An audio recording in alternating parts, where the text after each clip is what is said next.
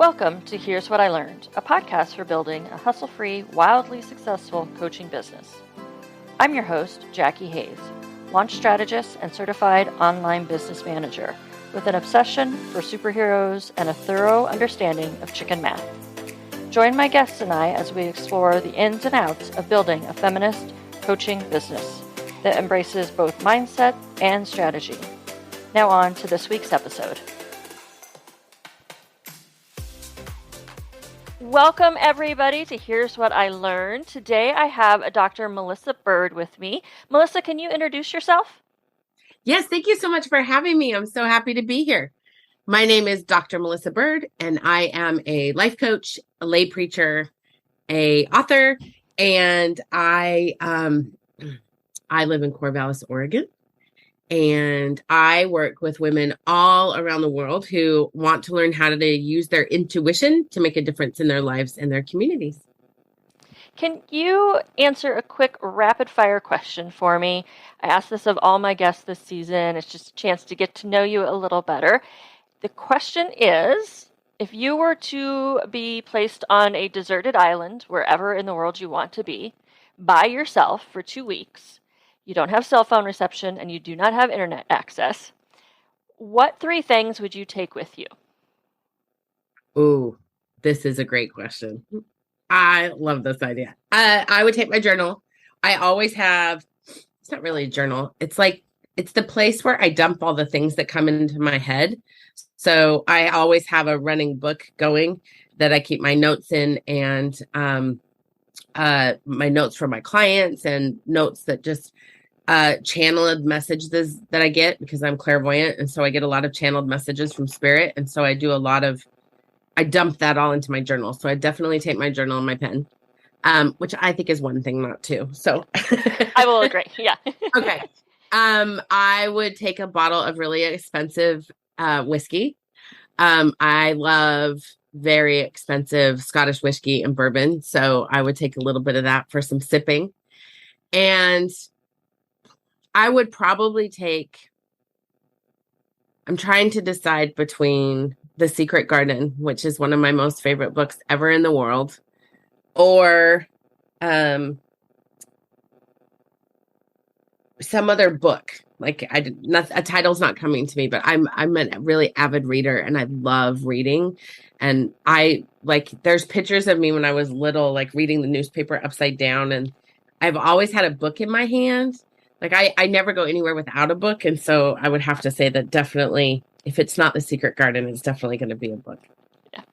I am also one of those people that, I have a book. I have the size of my purse is specifically chosen because a book will fit in it. Now, I can't usually get the hardbacks in there because I refuse to carry that big of a purse. But I'm like, it's a book and then 3 things. So that's it. Yeah. Others have kind of found a way around this by saying, I've preloaded my Kindle with all kinds of books. And so I'm like, my Kindle's handy, but I still love the feel of a real book. So. Yeah, no, I worked in the library when I was in college. And so I cannot, I worked in a bookstore. Bless the Kindle for many reasons. But I was reading one of Sarah Maas, Maas. She's one of my favorite authors. And I was reading her new hardback. And I traveled with that on an airplane. I was like, I'm committed to reading this book. And was that a Book of Night?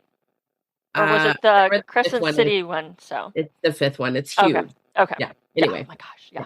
I'm committed. Yeah. Her books are some of my absolute favorites. So. Yeah, she's good. And I want to kind of go back to the notebook that you have, that you do brain dumps on. Mm-hmm. As somebody who has journals, and it took me years and years and years to find a journal that I would actually consistently write in, and I discovered it's the pen and it's the journal, the paper and I can't do hardback journals. It has to have, softback. But they're not conducive for brain dumping. So what do you use for your journal for brain dumping and putting all your ideas and things down? Well, mostly I use whatever is calling to me at the moment. So I was going through a divorce in 2010, and I started writing in a journal, and I just happened to have a smaller Wonder Woman journal that I had literally, it was a gift that I'd had for years. And that's what I started writing in because my therapist said you need to write in a journal every day. And I was like, journaling, right? But I did it and I started doing it and it got me into that habit of writing. And I was really resistant to doing this. Like for all your listeners out there, if you are resistant to writing things in a book every day, I really was like not going to have it. And what I found out is that you're right about the pen. It's definitely about the pen. But also I choose my journals depending on how I want to feel while I'm filling it. So I've been through Wonder Woman journals. I used to go to like Michael's or a craft store and get the big, huge sketchbooks. And then I would decoupage the outside of them and turn them into mine and then write in those. I have journals that people have given me. I have big ones and small ones. So for me, I actually like the diversity. I like to pretend that someday I'm going to have some presidential library or something that someone's going to want to read all this stuff and be like, wow, Dr. Melissa Bird was so incredibly deep or whatever, or frivolous or whatever it is that I am in all those things. Right now, I'm writing in a journal and the company, I love these journals, which is why I'm saying the company, it's Denik, Denik. And right now I'm writing in a journal that has Zion's National Park on the outside. That's gorgeous. Because Zion's is my ancestral homeland, and it's where my Paiute ancestors are from. And there's something about writing in this one in particular with those big mountains on it that I'm like, oh, so good. So I choose the journal depending on my mood. Now, you said that you're thinking, you're going to have this presidential library, and I know some people are very, like, one of my friends only writes gratitude journals because she doesn't want anybody to ever see any of those thoughts, and I dump it all, but that friend has instructions to like hurry up and burn everything before anybody, if something happens to me, she knows exactly where they're at. I trust her to just burn them without reading them. What are your thoughts on somebody someday reading all those journals? Oh God, I hope they do. I hope my kids read them. I hope other people read them because here's what I think about everything that's coming into these books. Women are so complex. And I want people to see the depth and breadth of the thoughts that I'm having about the things that I've been doing for the last, I started in 2010 and I've probably got about 40 years left. And so for 50 years worth of writing, I want people to know the emotions and the troubles and the joys and the insights that I gathered as I evolved and changed over my lifetime. Because I think that for so many people, we just make assumptions that people are just one way. And we're not. We're so diverse and we change over time. And I think the power of the work that I've been doing is that I really have learned how, there's like these archetypes like the maiden mother crone and like these changes that women go through in particular over their lifetime. But I also think about the changes that men go through over their lifetime. And we're such diverse creatures. And when we think that people can only see one part of our life, we're denying people the insight that they are not alone in their complexity. And I want people to know that they're not alone in their complexity. I love that. I love that. Do you then go back and have a practice of reviewing your journals or rereading them? Oh my gosh. So I have a photographic memory. So I will write something like, this would be a great blog post, or, this is a great chapter for a book or whatever, or I will write down a channel message, which normally I don't actually remember those at all. So I have to keep them in a document online for my assistant too. But I will be like, I know I wrote something about this in November of 2020 or whatever, right? I have this photographic memory of it being in the page. And so I actually will go back to look for genius ideas that I had. That is awesome. I'll be like, wait a minute, I totally know I was writing about this 3 years ago. Where's that journal? And it's really funny because I have them all over my office and I'm all, Oh, I know it was the one with the really pretty tree on it, or I know it was the one with the fairies on it, or you know what I mean? So yeah, Yep. I guess that's the other great part about having a diversity of books is that I can be like, no, that idea was in this book at this time period. Yeah. Yeah. Funny. Yeah. I love to go back. There used to be a point in time where I would just, at the end of the year, get rid of that year's journal. And then I was Mm-hmm. like, I'm missing out on being able to look back and see my own growth. But I'm Mm-hmm. also missing out on looking back and being like, I keep saying the same things over and over year after year, which is where I think someone like a coach can really help disrupt that Mm-hmm. because they see your brain better than you do sometimes and can say, you've said this for like the last 6 months. Yes. What are your thoughts on that? Oh, this is such a great question because the thing I love about coaching is that my clients usually go for about 2 years when they work with me, 2 to 3 years. And I love, like, I was just working with a client this week and I was like, you do realize you do this every 3 months, right? And she was like, what? And I was like, we had this conversation almost a year ago when you started working with me last January. Like, and we're almost to January again. And look, it's happening again. And she was like, wow. Well, and I said, so it might be helpful for you to go back in your notes for those quarters and figure out what it is that why you're creating. For her, it's the vision of a prison. And so she's putting herself in this space that seems daunting and inescapable. And I'm like, but you're holding the key. So what I love about the idea of going back and looking in a journal or working with a coach is that, and I do this with my own coaches. Like I had a coach say to me, you visualized this a year ago. And I was all, huh?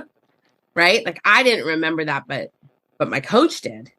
And so I think so often when we write things down and put them out into the universe, because that's what I think, that's what I want your listeners to understand, right? Like it's not just that we're writing. It's not just that we're brain dumping. It's not just that we're spilling our guts in that Dear Diary fashion. Because sometimes I will literally write Dear Diary, and then I will just like vomit like a sixth grader.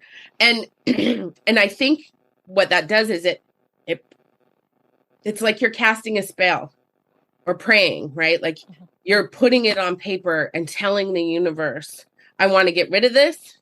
I don't want to hold it anymore. And please celebrate my joys with me. Right? My coach Leah always says, more please, this please, yes, please. And, this or something better, right? Like we have these little taglines in coachings that we use. But what I love about writing it down and putting it to paper is that it signals to the universe that we are ready to either let go or celebrate. And I think it's really important. One of the things I do is I actually write down my celebrations in my journal. Like, what am I celebrating today? I don't have a consistent practice either, right? So it's not like I sit down and I have a formula of these are the things that I tried that once. Actually, at the beginning of the pandemic, I really tried to do this prescriptive sort of 3 things I want, 10 gratitudes, like that kind of stuff. And I did it for about 6 months and that was great, but it started to feel like a chore. And I know that about myself. Like some people need that prescribed way of writing because that's what they do. And what I hope people understand about writing in a book or working with a coach or whatever it is that I've learned that we each have our own thing. And that's why I love teaching people how to listen to their intuition, because it allows us to individualize a practice that is good for each one of us. And when we do that, we come together as a collective. What would you say would be the first step in listening to your intuition? Because it's not real easy to do in the culture, the current predominant American culture. No, it really isn't. And that's that's on purpose. I mean, yes. It's very, very deliberate, because imagine if every single one of us started listening to ourselves before everybody else. Like imagine. You can't quote unquote control a population that listens to itself first. You just can't. So I think the very first step in listening to your intuition is to learn how to breathe. And I used to think this was totally cheeseball. Like, I am not like the greatest meditator. Like, I was at a retreat a couple weeks ago, and the yoga teacher was like, take a deep breath and listen to the sound of your heart. It might be like a soothing river or like an orchestra or like birds. And I'm like, it's Metallica. Like, Metallica is what is going on 24 hours a day, 7 days a week in my head, in my heart, in my body, in my soul, in my blood. I'm rocking out all the time. Okay. Like, when I want to calm down, I listen to Tool. Like, this is not, I love all kinds of music, but like, my go-to centering is actually Kill 'Em All by Metallica. So like, when I'm like wanting to chill out, I am not like zenning out, right? In the typical way that people expect you to. So what I learned about listening to my intuition, first of all, I learned not to judge myself for being that hard rocking girl who that's my zen. I learned that, but I also learned how to breathe. So when I work with my clients, the very first thing I teach them is 3 breaths. The first breath is in through your nose, out through your mouth, just to get into your body. Because when you just breathe in through your nose, out through your mouth, there's a relaxation that comes over your body. And then your body goes, oh, hey. And then the second breath is also in through your nose, out through the mouth. But when you do that, you imagine the light of the divine coming through the top of your head and out the soles of your feet, so that you're tethered to the heavens and the universe, and you're tethered to the earth. Then you're being held by Mother Earth, and you're being held by the universe, God, source, whatever it is you want to call it. And when you do that, that light fills your body and it can hold you throughout the day. The third breath is actually open mouth, in through your mouth, out through your mouth, to open up your heart. Because when we open up our heart, we are more ready to give and receive love. I like that practice, and it brings you back into yourself.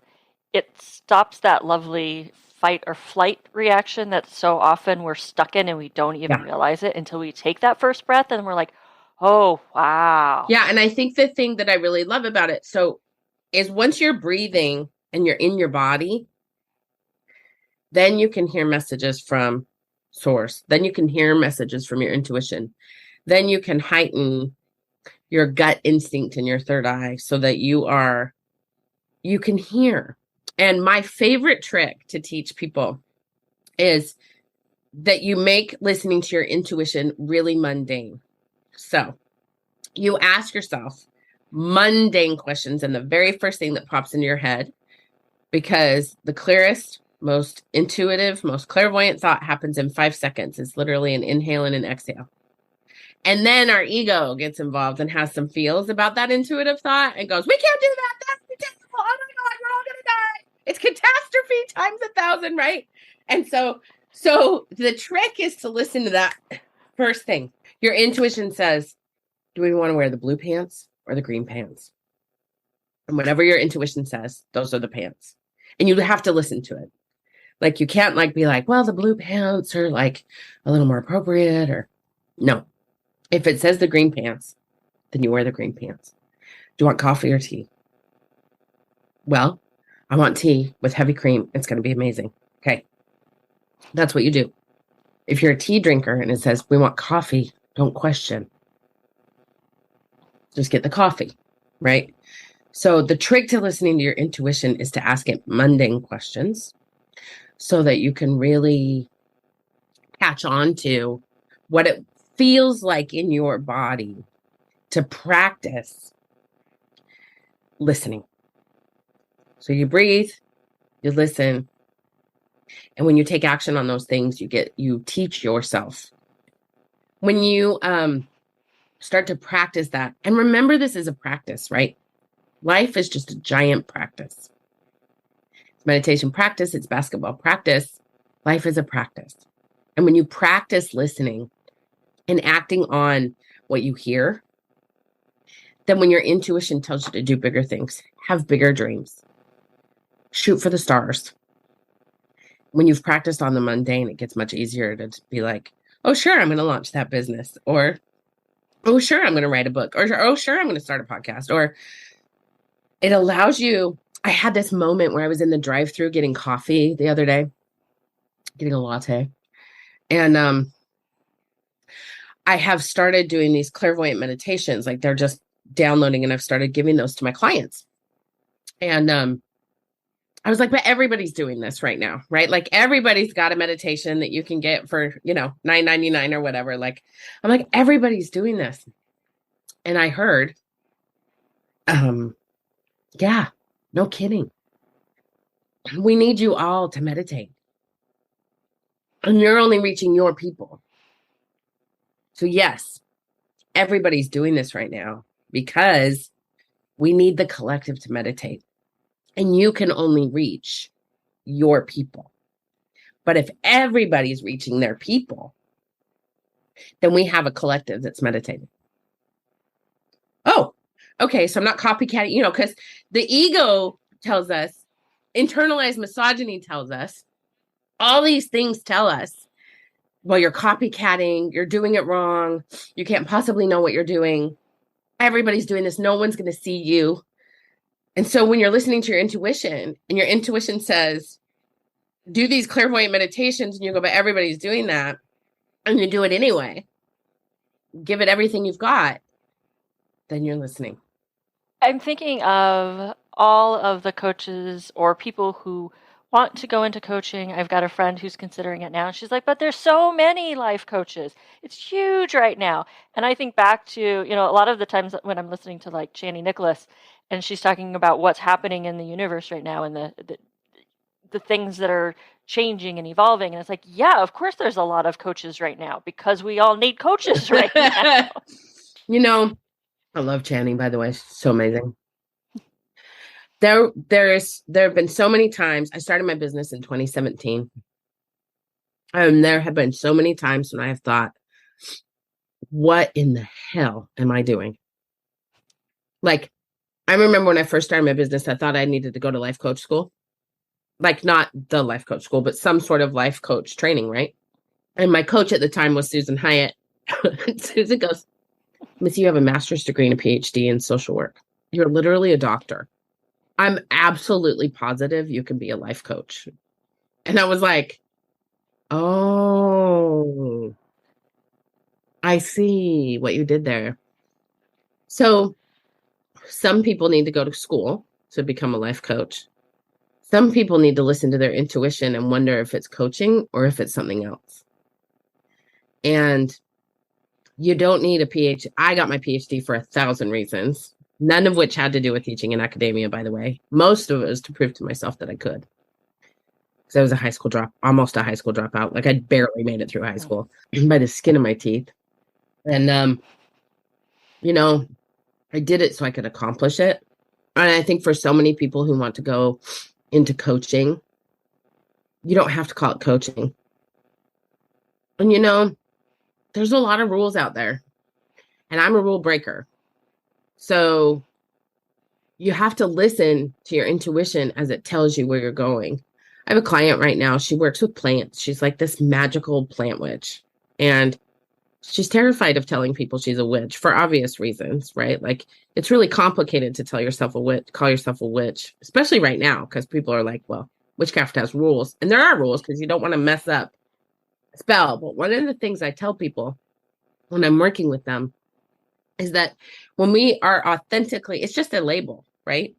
But when we are authentically doing our work and we're listening, as she goes through plants and teaches people herbalism and how to make oils and all of these incredible things about the texture of plants and the joy of plants that I think so many of us are craving because we want to connect to nature so badly right now because we need to be, because Mother Earth is mad.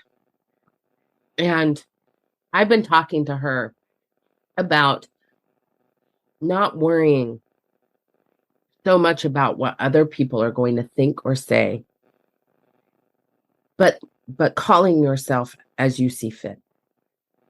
Because it's your intuition, it's your connection to spirit and source that tells you this is who you are.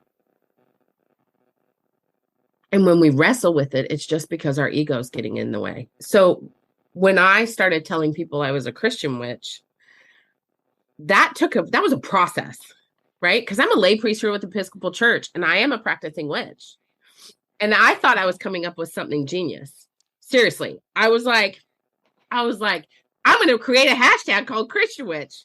Joke's on me. There's already one of those. And there's like thousands and thousands of witches who love Jesus just as much as I do, right? And for a minute I was like, well, my witch friends are going to hate my guts, and my Christian friends are going to hate my guts, and my clients aren't going to know what to do with me. And then all of a sudden, guess what happened? I started getting all the clients that had been so deeply harmed by Christianity and really knew they were powerful witches and loved Jesus. Yep.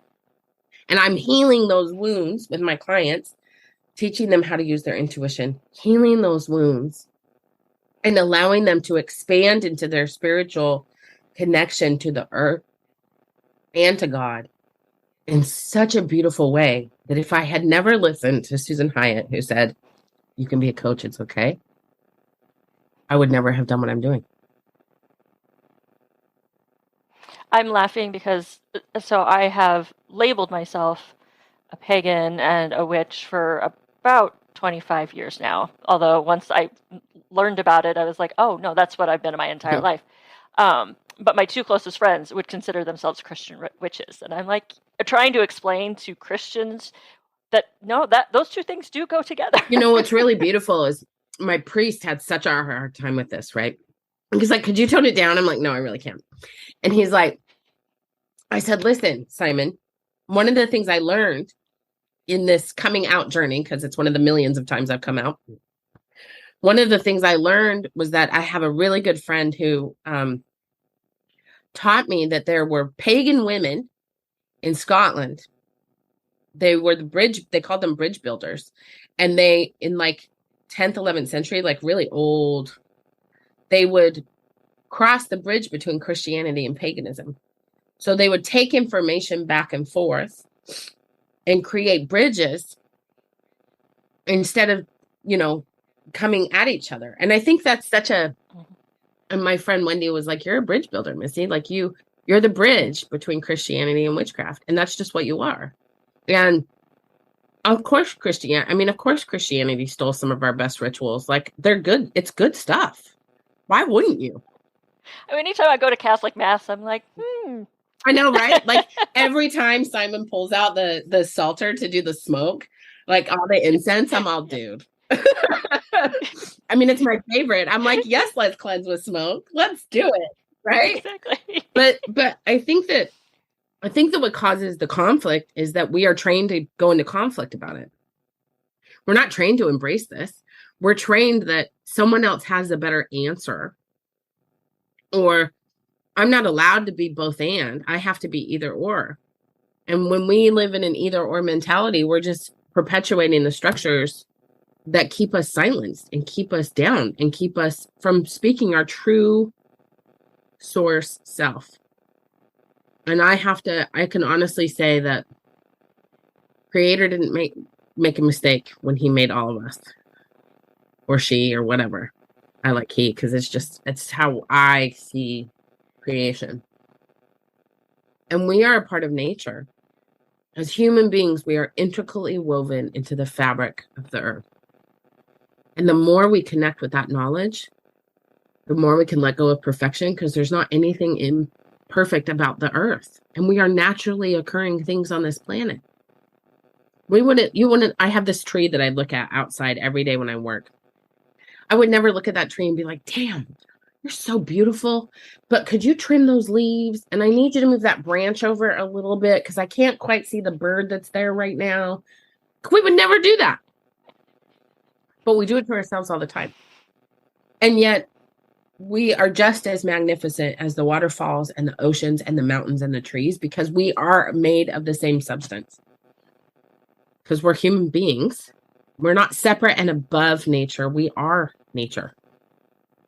I'd love to know how you have used your intuition to start your business and to grow your business and to run your business. How has that been part of your business practices? Oh my goodness.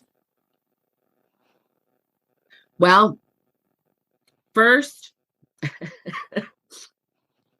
I had to legitimately go to some of the things that were coming into my head, like that my intuition was telling me, are you serious? Like, why have you chosen me for this? A really great example of this is that my husband and I had a vision when I was in Scotland on a retreat to start this regenerative, sustainable retreat space and aquaculture farm called the Mermaid's Garden. Like the whole thing, 2 hours laying in the forest on the ground. I was on, what the hell is aquaculture? Like, I don't even know what it is I'm talking about. Like, what am I visualizing here? Like, it was like, I was like, what is this? And I literally FaceTime my husband from Scotland and I was like, what's aquaculture? Because he's a marine biologist and he's all, oh my God, is this amazing? La, la, la. And I was like, oh, you're supposed to be the farmer. I got it. Okay. So, but I was like, what? Why? Me? Why? Right? I was just finishing my PhD. I thought I was going to get a tenure track job. No way. I didn't even want it. Like, but I thought I was going to follow the rules for a half a second, and we started down that road, and it's been 5 years of trying to figure out how to get land and how to do this and how engineering and like all these things. And every time we get closer, something happens. And my intuition says, keep going. And I'm all, no, like I am done. I'm going to give all the people that have helped us back their money. Like, I'm so done with this. And I keep hearing, keep going. Don't stop. And I'm all, oh, okay, fine. With my coaching business, it's been some of the same things. Like, and let me just say to anybody who's starting a coaching business, let me just tell you something. My first sales funnel, because someone's like, you need a sales funnel. I'm like, what the hell is a sales funnel? I don't have a business. I'm a social worker. I literally have a master's degree and PhD in social work. I was a professional lobbyist, which, by the way, comes in handy when you're starting a farm. I don't have a business background. So everyone's like, you need a sales funnel. I'm like, what the hell is a sales funnel? And they're like, it's like a lead magnet. I'm like, what the hell is a lead magnet? So I'm learning all these things. And I remember the only thing I knew how to use was like Microsoft Word and PowerPoint. Cause I was a lobbyist for like 15 years. I'm sitting there. My first lead magnet was made in Microsoft Word and turned into a PDF. And it is the raunchiest, silliest, ugliest thing I've ever seen in my life. And but I love it. Like, it was one of my babies, right? Like, I'm like, oh, I love you. You tender little lead magnet, you. And I will say this too. My intuition said, get yourself a damn assistant as soon as you possibly can. As soon as you can hire a VA immediately. And what happened was, there's a woman named Lisa Lister who wrote a book called Witch, which, by the way, for all y'all, it is one of the greatest books ever written. Lisa Lister, Witch. Put that in the show notes, will you? So good. So good. And so I'm on her newsletter list, and she sends out a newsletter that says her assistant is looking for clients. And I was the first one who responded. Like, I immediately responded and was like, hi, Sarah Stars. My name's Melissa Bird, and I need an assistant really, really bad. Because her VA needed clients. I was the first one who responded, and Sarah was with me my first 2 years of business. And she, like, let me just tell all y'all, listen when your intuition says pay a VA. If you're not paying, it doesn't matter if you're not paying yourself, because she built my social media presence, my online presence. That was Sarah. And then when Sarah transitioned, she found me my VA now. Ironically, they're all in England. Delightful. And what has come from that is that I know 5 years down the road, 2017 to 2022, I would not be here without my VA. And I have learned that is how I operate, because when you start only focusing on your zone of genius and the things that bring you love and joy, and you allow other people to help you get that message out into the world, it changes everything. And when I literally just had, I had a reading with a medium, a psychic medium, and then my coach is an oracle. Both of them said the same thing, that I'm supposed to be on international stages all over the world, speaking about healing, I called it the gospel of Mother Earth. Like, I call it nature church. This idea of our connectedness to the divine, and that it's not about separating out the divine masculine and feminine. It's about bringing it together so that we are united within our spirits and our souls and connected to the earth and connected to the divine. And both of them said at the same time, this is what you're supposed to be doing. And I'm all, that is not what I'm doing right now. And so my intuition, that's my intuition. Like, I know when two people who are total strangers tell me the same damn thing, this is a great tell that it's your intuition calling. If more than two people who do not talk and are not connected tell you the same thing, which happens all the time in our lives, by the way, that you have to listen. Like, you do not have choices. And so I'm starting to pursue podcast interviews like this and connections in the spiritual realm where I can start talking to women and men, but mostly women, about connecting to their spirit and to source and how to use their intuition to do that, to bring together that divine so that we are connected to the earth. My friends and I often laugh. They're like, eventually universe is just going to hit you upside the head with a 2x4 because you haven't been listening.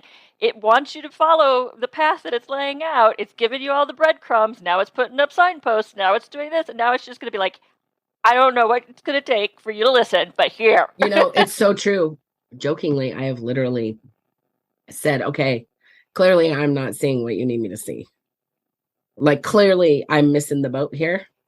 So why don't you just smack me up the head with a 2x4? And dang it, do not ask for that. No. I mean, it's like, bam! And I'm all, oh, I see it now. Right? I mean, you can ask for that, but be prepared when you ask that it will be in such a way that you're going to be like, and we also have to remember that, when we are envisioning the life of our dreams and we are having these big things come in and we are doing, and we're doing all of these things, right? Like, it never looks the way we think it will in our brain because our brains are so minuscule. Like, I have a really beautiful client who, she gets tripped up. She's so magic, like so beautifully magic. Like high priestess magic. Like, she is a bomb, but she gets tripped up in the science. Like, she feels like she has to have science to back up the work that she's doing. And I told her once, I was like, you do know Einstein was just trying to find God, right? Like, the theory of relativity was legitimately him trying to find God. And she sat there for a minute and I was like, Einstein was not looking for a nuclear bomb. Like, he was not looking for nuclear fission. He was legitimately saying, I know there are these parallel universes. I know there is something called quantum theory. I know there is something called quantum physics. And I know it has to do with God. And I want to find what that is. I mean, it's only like patriarchal misogynistic crap that has separated out science from God. That's just how it is. And when you hear it, we cannot even comprehend what is limitless to us. When I was in the Arizona desert a couple weeks ago, I was standing on the top of Canyon de Chelly, and I saw all my ancestors in front of me. And I saw my dad, and I was standing next to my cousin, and his mom is my dad's sister. And they're both gone from this planet. They both died. And then all of our ancestors. And then I'm watching this storm roll in over Black Mesa. And the lightning is coming down. And the rain is coming in. And I'm standing on the edge of Canyon de Chelly, which is one of the most beautiful places I've ever been. I've never been there before. And I'm standing there on this red rock, glorious mountain going, oh, we are so there. I can't even imagine how things are going to work out for me, but I just know standing here at this very moment that it is so possible, because I did not ever believe I would even be 47 years old standing in a place like, I couldn't have imagined I would live long enough to be standing on the edge of something so beautiful, watching a storm roll in the middle of the desert with all my ancestors around me. Like, it was And when we have moments like that, we remember every single thing is possible because there's a storm rolling in the middle of the desert or whatever it is, right? Like everything is possible. And everything happens in divine timing, which of course is really complicated for people to understand. And we just have to remember that if we keep pursuing the little niggles, if when the little thing comes in that we go, really? Are you sure? Okay. And we keep following those little signposts, you call them, like, they're laying the breadcrumbs. Sometimes they're bigger signs. Sometimes they're tiny signs. Sometimes they're so big, you're getting hit in the head with it. But if we listen to them and we follow them, then we end up living a life that is so splendid and beautiful that even when it's tragic, it's still beautiful. And that's what we're going for. And that's why I love coaching, because I get to help people navigate that every single day. Like everything is possible, infinitely possible. And it's only the structures of patriarchy, white supremacy, and misogyny that tells us it's not. As you were talking, I was thinking about, you said, I'm clearly not seeing this. Can you help me out here? And I know that I have done that. There's been so many times where I'm like, I'll pull a card and I'll look at it and I'm like, I still don't understand. Why can't you just give it to me black and white? Down the road, I realized, oh no, I knew all along. Fear, resistance, ego, something was, like, nope, we don't want you to see this right now. But it was there and I knew it. And I think that's also something that a coach can help you with. Yeah. To get past that. I think fear is such an easy way out. Oh, I'm afraid of this, so I'm not going to do it. And one of the things that I teach my clients is to go third level emotion. So I've developed this whole system. It's like a mind map kind of a thing where you put the fear in the middle. And then you write out 5 emotions that come off of that fear. So whatever the feelings are that come from fear. And then for each of those 5, you do 3 more feelings off of those 5. Because it's the third level of emotion that's really screwing us up. If we keep sticking on fear, that's like low-hanging fruit, right? Like fear, okay, fear, right? I mean, we're just hardwired to fear because it keeps us alive. But but if we've lived any sort of a life past the age of 15, there's a whole lot of other emotions tied up with that fear. And so when we go to the third level of the emotion, that's 15 different emotions. Some of them might be the same. Like some of them might be, I had a client the other day who was like greedy. Like greedy came up a couple times around those emotions. And so once you get to those 15 emotions, then those are the things that you can address and heal. Like when you bring those into the light, then you can look at them and go, well, am I really greedy? Or do I crave things? Do I want things? Is my natural human way to crave and want? Oh, okay. We all want a beautiful life and a glorious life, but we have the life that we envision. And we get told that's not the life you're supposed to envision. You're supposed to envision this life, right?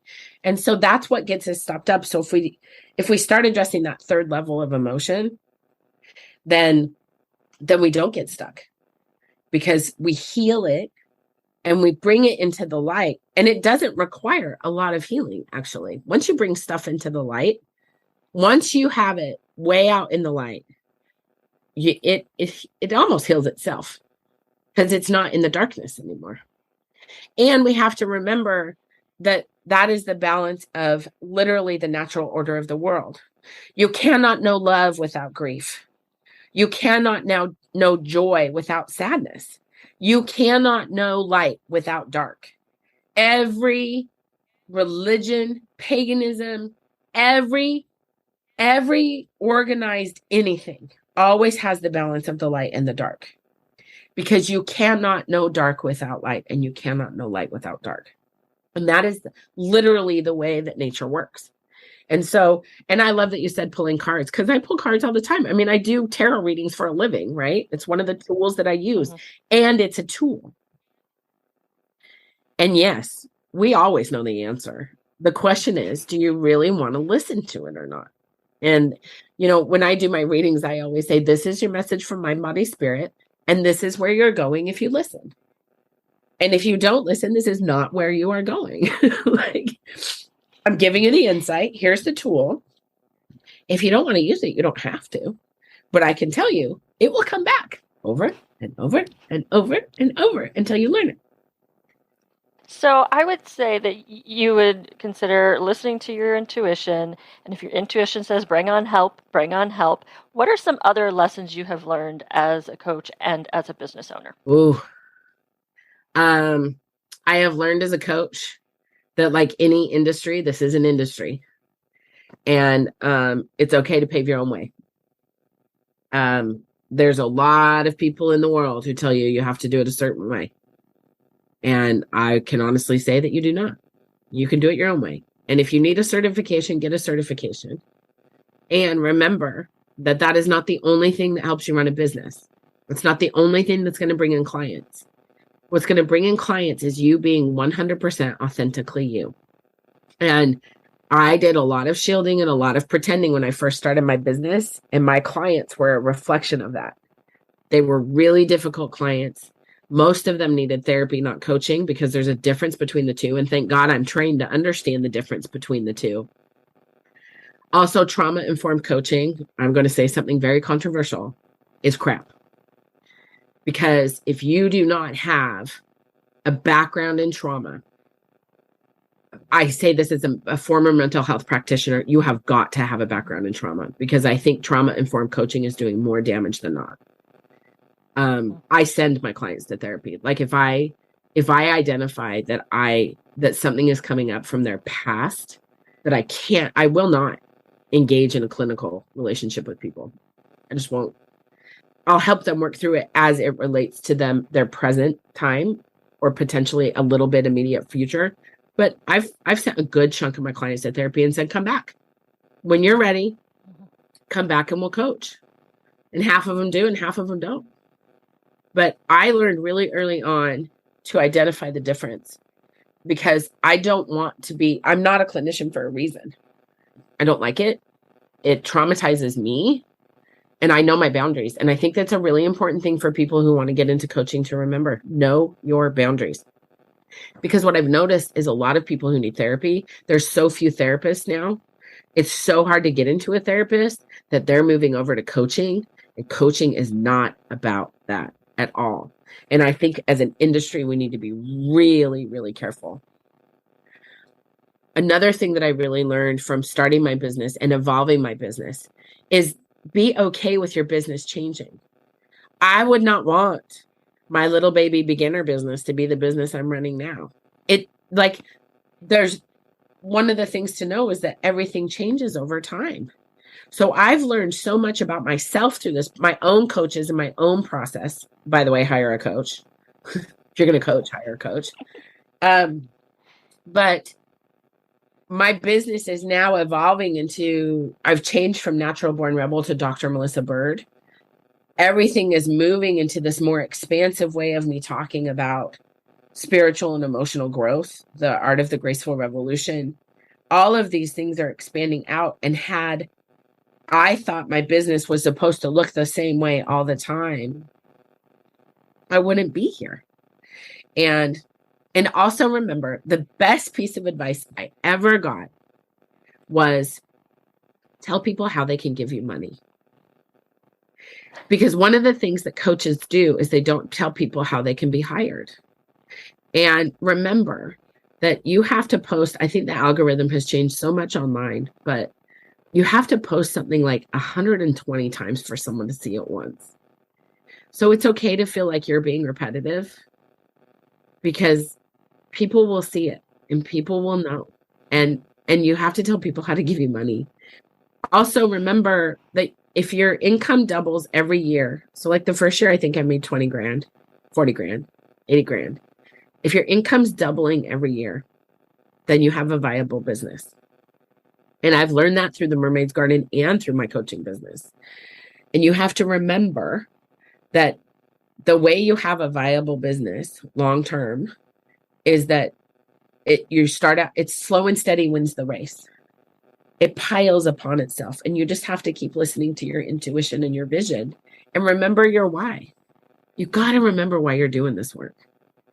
and then your business will grow. I help my clients create hustle-free businesses. So I'm curious, how have you removed some of the hustle from your business? Oh, that's so easy. I was like, this is the most patriarchal nonsense I am not a man. Like, I'm not even going to run my business like a man, right? That hustle culture is a masculine. I think for some people it really actually works, but I am not that person. And I did start out with the hustle, right? Like, and part of it was my damn husband, bless his heart, every day was like, what'd you do to work on your business today? And I was all, I don't know, I read some tarot cards and posted some shit on Facebook. Like, I don't know, right? Like, and he's like, what are you doing every day? And I'm like, I don't know what I'm doing every day. Like, I don't know what I'm doing. I have no idea what I'm doing, dude. Like, I've never done this before in my life. I'm like, half the time I'm like crying, watching coaching videos, coloring in an adult coloring book, going, no one's giving me money today. Like, hey, I gotta pay bills. What am I gonna do? Like that is just the reality of life. 6 months of me watching coaching videos, coloring in an adult coloring book, sobbing, going, well, how the hell am I gonna get bread for the children? But I had a coach and I had an assistant. And so those times when I was bawling, going, what the hell am I doing? My coach was like, here are the things you need to do. And when I did them, I got money. It was like magic, right? Here are the things you got to tell Sarah. One time, and I create the true, forget about the hustle. You got to do what you love. And so I was crying because no one was hiring me to speak. And Susan, I do a lot of crying. And Susan was like, she's like, you know what, Missy, you need to build your own damn stage. And so she's like, what are you doing on Mondays and Fridays? I'm like, nothing right now because I'm dying. And she's like, I want you to do Monday Mayhem and F Shit Up Friday. And every week, I want you to show up at the same time every week without fail. I don't care what you talk about. I don't care what you're doing. But every week you show up at the same time on Mondays and Fridays live on Facebook. And guess what happened? It didn't feel like a hustle. It didn't feel like a push. I got to get online and say whatever the hell I wanted to say because it was my stage. It was mine. And I got on there and I love Monday Mayhem and F Shit Up Friday. And I have the best, I have a whole YouTube channel now just full of Monday Mayhem and F Shit Up Friday because we would upload it onto YouTube so that anybody could watch it who wasn't following me. And what happened is people started coming on and watching. And I took that content and wrote blogs and had a newsletter out of the same content, talk about creating hustle-free living. Everything was just the same. Bananas. Like, oh, I can just put out whatever the hell I want. Oh. And when you do that, people start following you. And I also started doing podcast interviews with anybody I could possibly lay my hands on. And podcasts that I love, I would just pitch them. And I would get interviews. And I would talk about whatever the hell I wanted to talk about. And I got clients that way. I had clients who heard me on a podcast and 18 months later started to work with me. Like, whatever you're putting out into the world, I promise it comes back. I promise it comes back. You just aren't, it's not your timeline. It's the universe's time. You're mentioning the 18 months. I know some of the some coaches have been talking recently about, your content is always working for you. And some of them have been like, I've had somebody who's been following me for 5 years who finally, now is the right time. Yeah, so. I think you just have to show up. You just have to remember to keep showing up as you. Nobody else is Dr. Melissa Bird. Nobody.